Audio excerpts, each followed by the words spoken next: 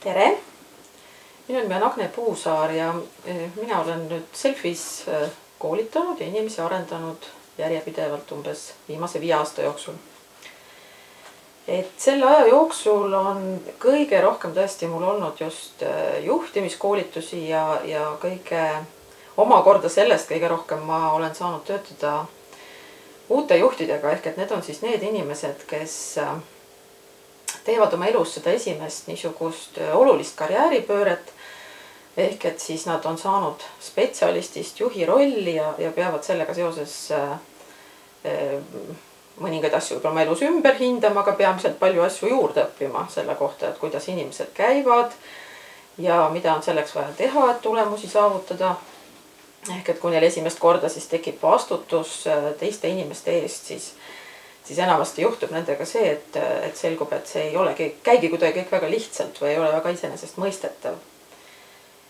Ja ma arvan, et miks mina olen saanud neile kuidagi eriti kasulik olla või miks minust on seal programmides tolku olnud, on see, et minu enda taust on ikkagi nagu see praktiline juhtimine. Ehk et ma olen siis koolitajaks ja arendajaks õppinud peale seda. Ehk et kui ma olin juba mingi aeg juhtimises olnud tegev, siis tekkis mul endal selge vajadus selle järele, et on vaja kuidagi mõtestada ja reflekteerida seda, mida ma üldse juhtimisest mõtlen või kuidas asjad käivad või miks nad just nii käivad. Ja mis ma nendest asjadest üldse ise mõtlen ja siis niimoodi jõudsin ma teiste arendamise juurde ja see on olnud üks hästi rikastav aeg.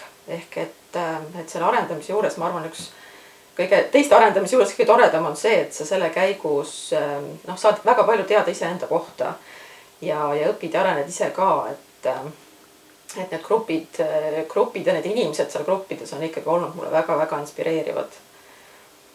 Ja milles ma saan aidata neid inimesi seal koolitustel on ikka see, et nad saaksid paremini endast aru, oskaksid teistega paremini ümber käia ja teaksid, kuidas teiste inimeste abil seda tulemust siis teha.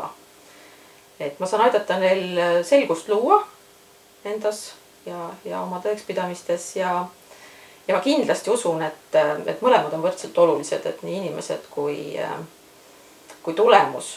Ehk et ei ole nagu ühte ilma teiseta või ei saa ühte teisele nagu ohvriks tuua või kuidagi vähem tähtsaks pidada.